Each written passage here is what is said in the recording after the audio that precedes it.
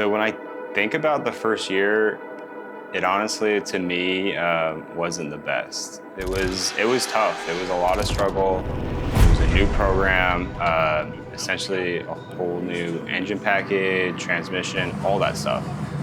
So we were kind of thrown into that, and at the end of the day, we just didn't get the results that we wanted. So to me, it was a bummer, but I think we kind of take those losses and we learn a ton, and then we just apply it, to the future.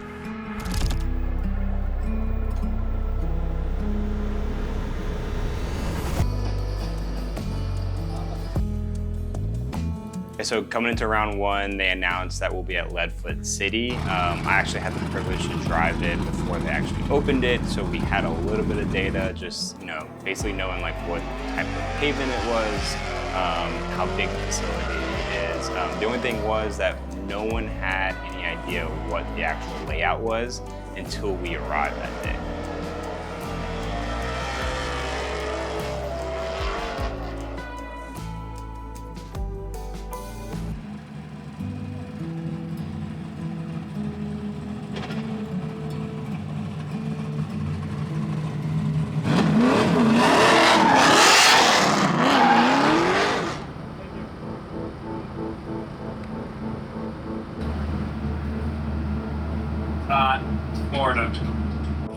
Going through practice, once they revealed the layout, I was really excited. It was like a big, I don't know, like a mini English town, New Jersey, so big figure eight. So I really enjoyed it. It was a lot of fun to just throw the car in and then just stay on the throttle throughout the whole track. So I was feeling pretty confident. It was, this year we are running a much better tire, a lot stickier. So super excited about that. And so we just had to get the car completely dialed from A to Z essentially with this new tire.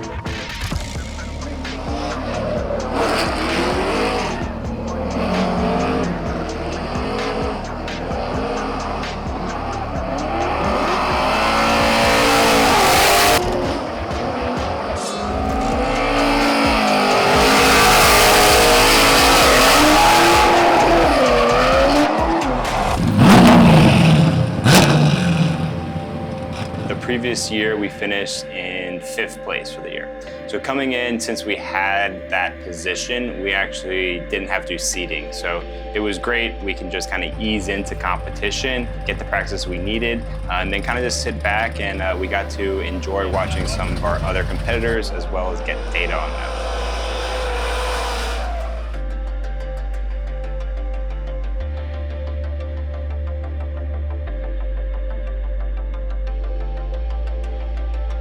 So there was some off-season changes to the actual team. Adam Green is now going to be our crew chief. Junior jumps up to car chief, and then everyone else kind of fills out, but those are kind of the two main guys that are taking care of the car for this year. So, it's a little bit of different flow, but I was super excited just to see everyone just jump right back into it with a ton of ease.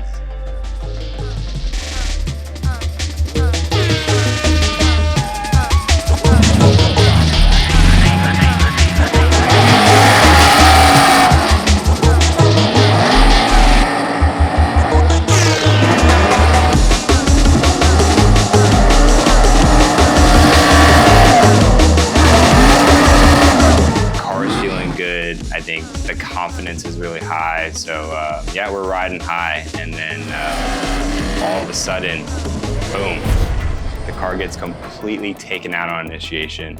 And unfortunately, it just seems like this is a repeating pattern in competition. I just can't seem to stop getting hit. We get smashed, and I'm sitting there, the car cannot move. Here comes the tow truck once again. At this point, it's like, here we are all over again, just like last season.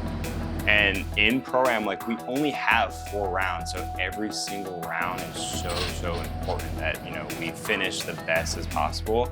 And anytime that we have a car failure or a part failure or any type of failure that limit us to get to that finish line, I think in that moment when I see the team wrenching as hard as possible, no one's really saying anything, everyone's very serious, I'm starting to be a little bit afraid, are we gonna be able to get this car back together? is this season already a wash? That's just running through my mind at this point.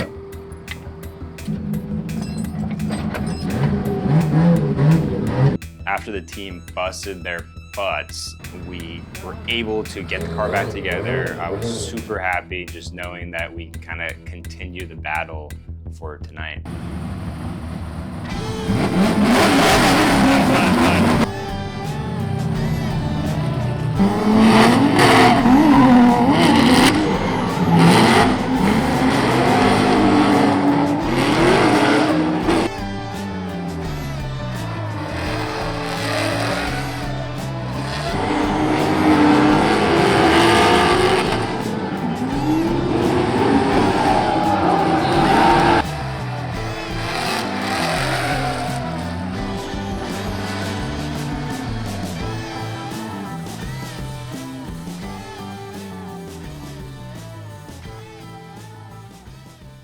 So coming into the Final Four, we're going against Louis Lons. He is a pro spec driver. I've had the privilege to drive against this man for the past few years. He got his pro spec license a few years ago, and he was here testing his car before FD. So I was super excited to drive with him. I actually got to drive with him in practice. So leading, I knew I had to throw down a heater, especially in that piece of C6 that he drives. So I just laid down the best lead that I possibly could and threw everything we could at the car, and he was still right there on my door. He even gave me a little love tap, yeah, we were ready to flip positions, and I was ready to give him all I had in the chase.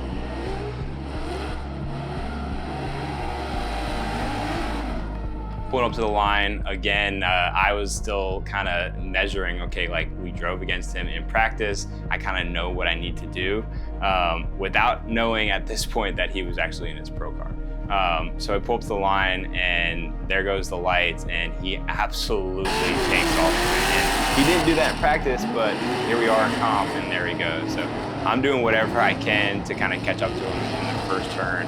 But soon enough, I'm right there on his door, and we're coming into, I think, outer zone 2, into outer zone 3, and you know, I just anticipated him having a little more throttle, and we just absolutely smashed his door.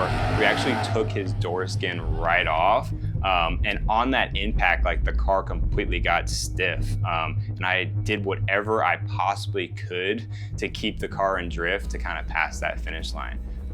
So it was an intense battle, to say the least. As soon as we got done and past that finish line, I noticed that I couldn't turn the car left or right whatsoever.